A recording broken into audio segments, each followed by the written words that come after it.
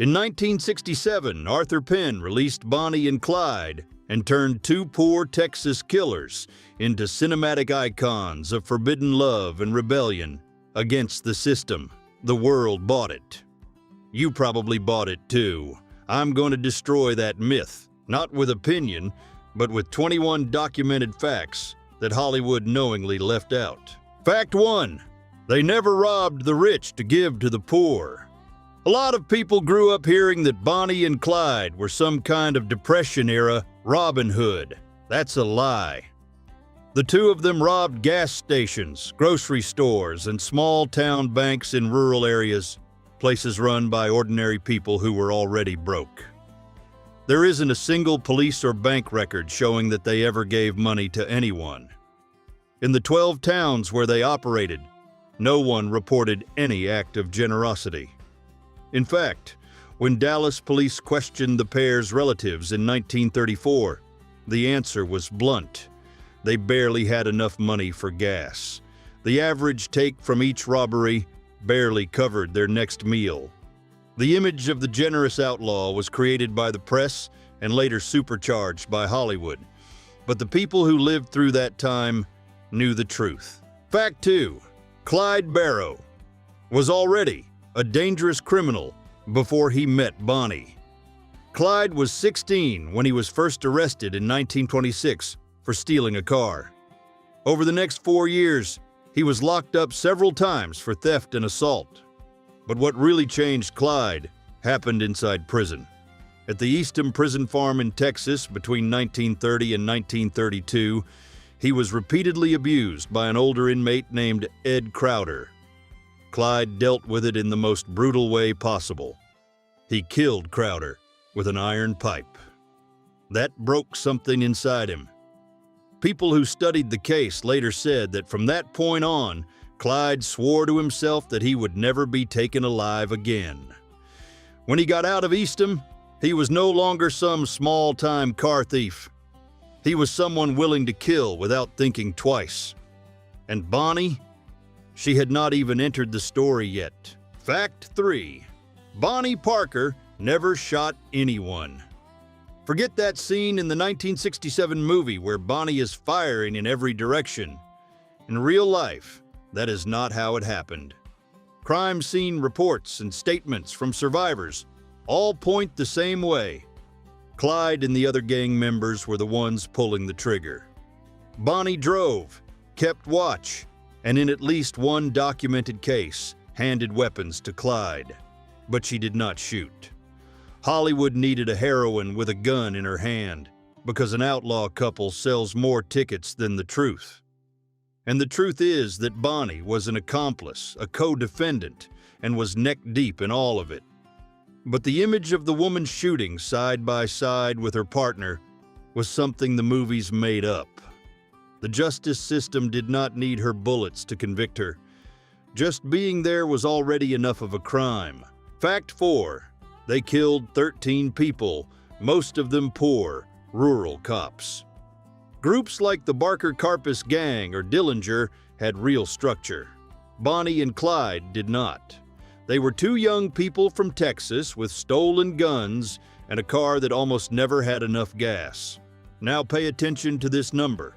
13 confirmed dead, and 9 of them were police officers.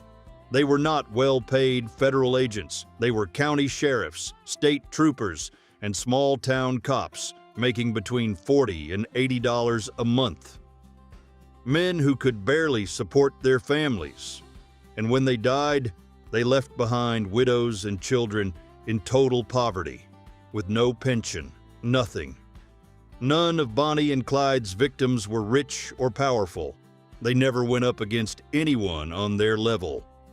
In reality, it was two poor people killing other poor people, while Hollywood turned it into a love story. Fact 5. They lived in absolute misery. Hollywood wants you to believe they lived in luxury, but the truth is completely different. Bonnie and Clyde lived out of their car. They ate, slept, and hid out in it, sometimes for weeks at a time. Clyde walked with a limp because of a serious foot injury that never healed right. Bonnie had a bad leg burn from an accident in 1933 that got infected and never properly healed, leaving her in constant pain. Some people think they were out there enjoying life like kings of the road. Not even close. When they were killed in that ambush in Louisiana, everything they owned in the world fit on the seat of the car: 6 guns, a broken guitar, and $507 in cash. That was it. The entire net worth of 2 of the most wanted criminals in America fit in a suitcase. There was nothing glamorous about it. It was pure desperation. Fact 6. They were betrayed by one of their own. Bonnie and Clyde did not go down because of brilliant police work. It came down to plain and simple betrayal. Henry Methvin, a member of their own gang, made a deal with former Texas Ranger Frank Hamer. The deal was straightforward. He would give up the pair's location, and in return, his father, Iverson, would avoid criminal charges. Methvin knew Bonnie and Clyde would be driving down a rural road in Bienville Parish, Louisiana, near his family's home. Nobody would have suspected a stop there. On the morning of May 23, 1934, 6 officers hid in the brush along the side of the road when the gray Ford V8 showed up and slowed down. After spotting Iverson's truck on the shoulder, the officers opened fire without any warning. About 130 shots were fired in just a few seconds. Bonnie was still holding a sandwich. Clyde was barefoot. Fact 7. Frank Hamer was an old-school Texas Ranger. The kind of man who had already survived more than 50 shootouts before he ever heard of Bonnie and Clyde. When the Texas government pulled him out of retirement in 1934 to deal with the problem, Hamer spent 102 days tracking the pair's every move. And when it was all over on that road in Louisiana, he did not treat it like some glorious victory.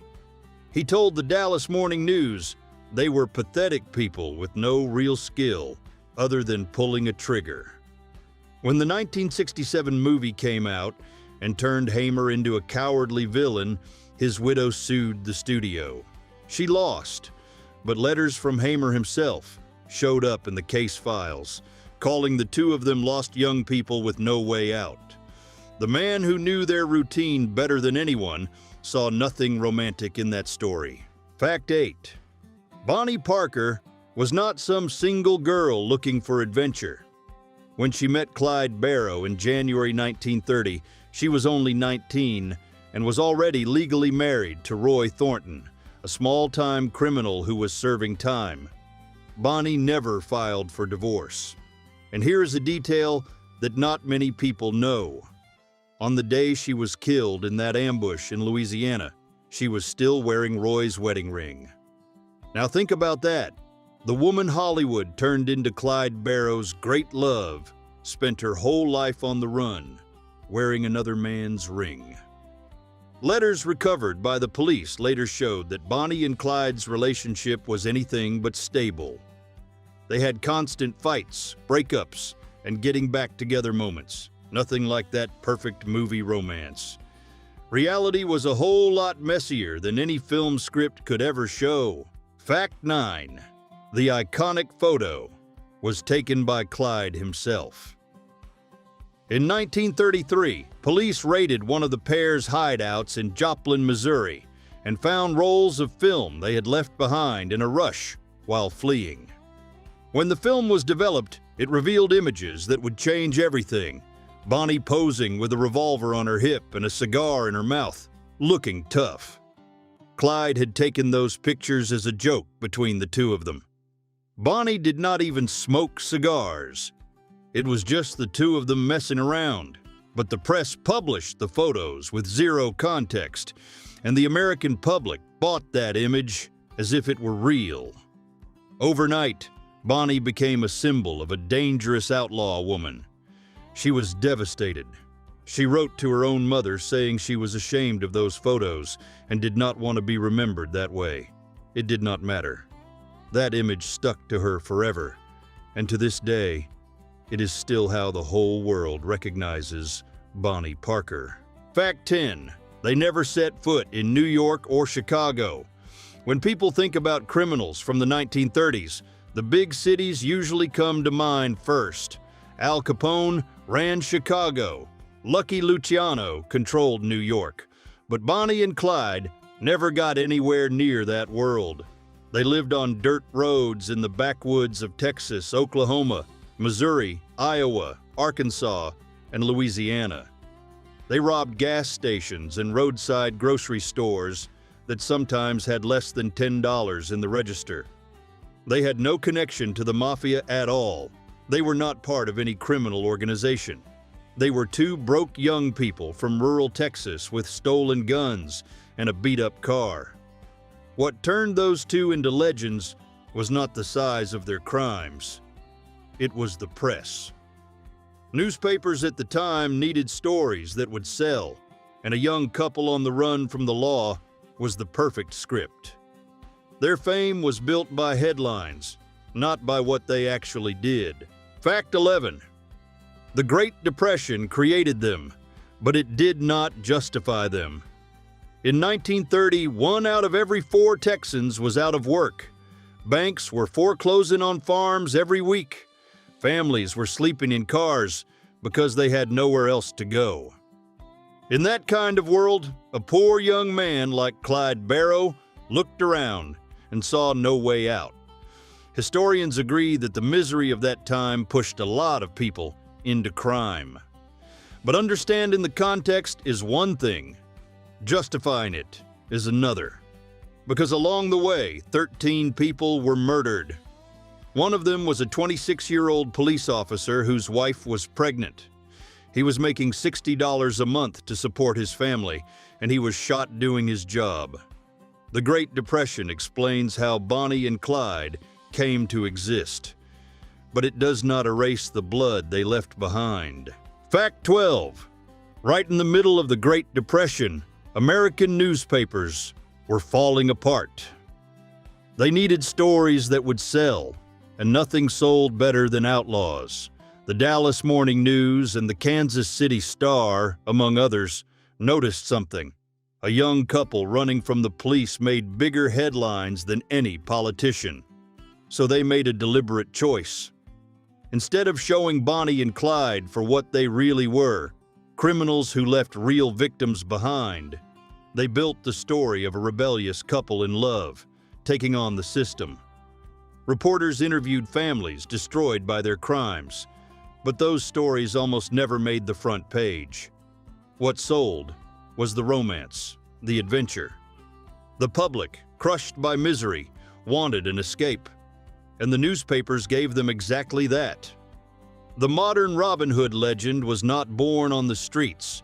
It was born in newsrooms, by men who knew fiction sold better than fact. Fact 13.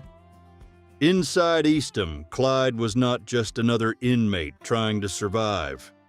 Records from fellow cellmates show that he was already violent before any involvement with gangs or organized crime. He picked fights without anyone even bothering him, and it did not stop there. Clyde killed 2 prisoners while he was inside. The Ed Crowder case became well known, but there was a second killing that had no clear connection to self-defense.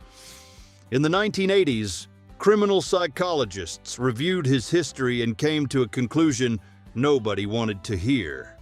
Clyde showed signs consistent with severe antisocial personality disorder. The system did not create that violence. It was already there long before Bonnie, long before the escapes and shootouts. Hollywood chose to ignore that detail. Fact 14. Weeks before she died, Bonnie Parker wrote a poem called The Story of Bonnie and Clyde and sent it to the newspapers.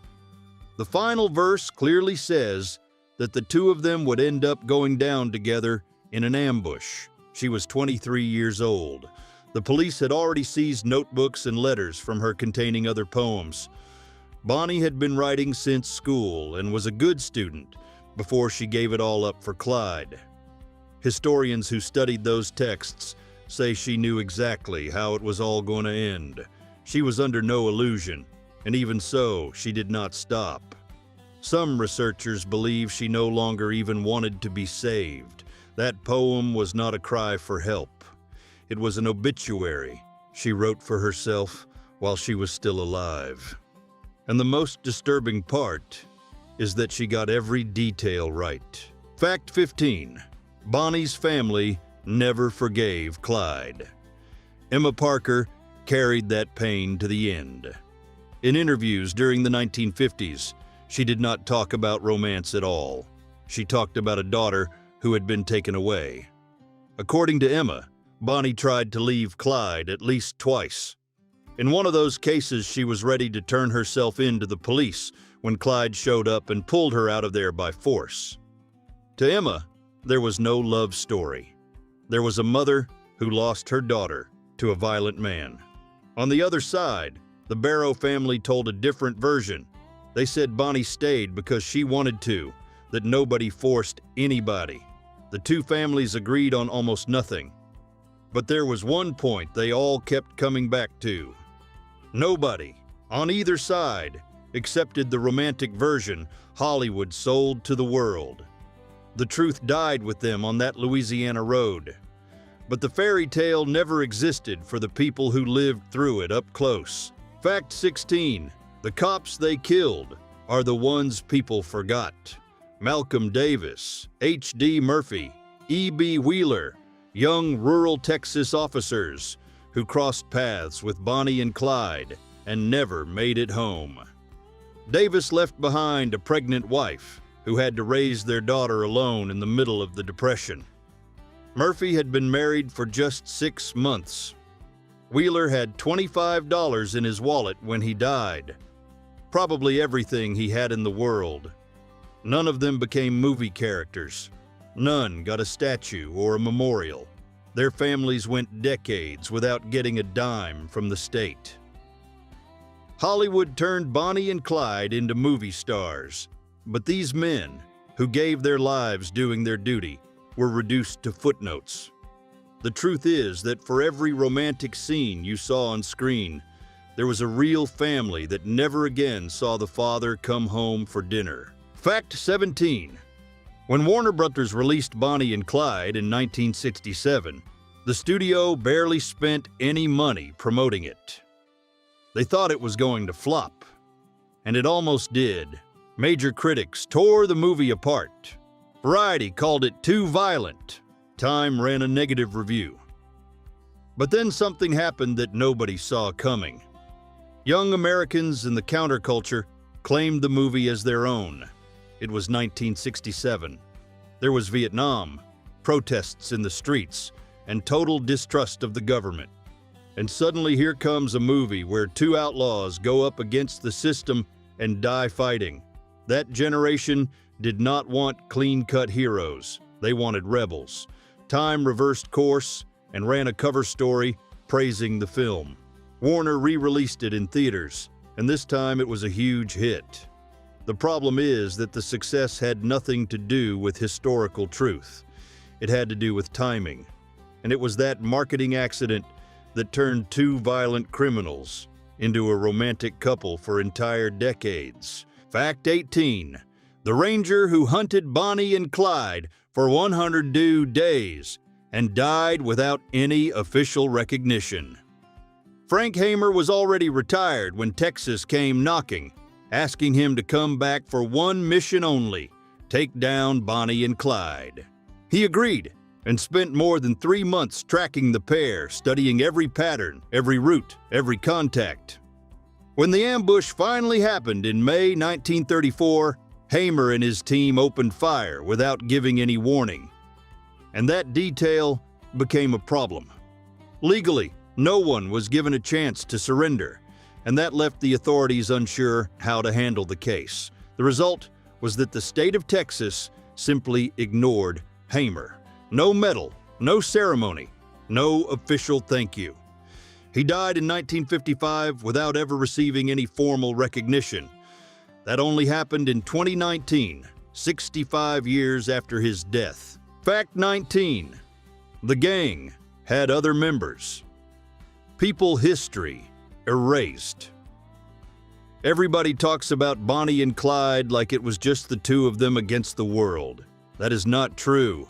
The Barrow gang had several members over time. Buck Barrow, Clyde's older brother, took part in robberies and shootouts until he was shot in the head in July 1933 during a clash in Iowa. He died a few days later. His wife Blanche was arrested in that same shootout, almost blinded by flying glass. She was 22 years old. W.D. Jones joined the gang when he was only 16, and later he was arrested and testified against Bonnie and Clyde. Henry Methvin, the last recruit, was the one who turned them into the police in exchange for a deal for his own father. In other words, the pair's downfall came from inside their own group. Hollywood simplified everything to create that pretty story of two lovers alone against the system. The reality was a messy operation, with people coming and going, betrayals, and desperate decisions. Fact 20. They spent less time together than you think. Bonnie met Clyde in January 1930. By May of that same year, he was already in prison. He stayed locked up until February 1932. Do the math. Out of the 4 years between their first meeting and the 1934 ambush, 2 were spent behind bars. The actual time they spent together, free, barely added up to 2 years. And during those 2 years, they did not have a single day of peace. They slept in stolen cars, crossed state lines every week, and lived expecting gunfire at any moment. No home, no savings, no routine. Hollywood turned all that chaos into a passionate love story. But the truth is that their relationship was built on fear, exhaustion, and constant running. It was not romance. It was survival. Fact 21. Bonnie's last meal was a bologna sandwich. On the morning of May 23, 1934, Bonnie ate a bologna sandwich bought at a roadside grocery store in Sales, Louisiana. She was 23 years old and had $511 in her pocket. She had no idea that the friend who led them onto that rural road had made a deal with the police. When the Ford V8 stopped next to Henry Methvin's father's truck, 6 officers opened fire at the same time. There were 167 shots. The report found 50 wounds on Clyde and 23 on Bonnie. The sandwich was left on the floor of the car. Bonnie and Clyde were not Robin Hood. They were 2 young people wrecked by poverty who killed 13 people, most of them just as poor as they were. They became romantic symbols because the press in Hollywood needed heroes during the Depression and rebels in the 1960s. The real story is sadder and more human than the myth. And that is exactly why nobody tells it the right way.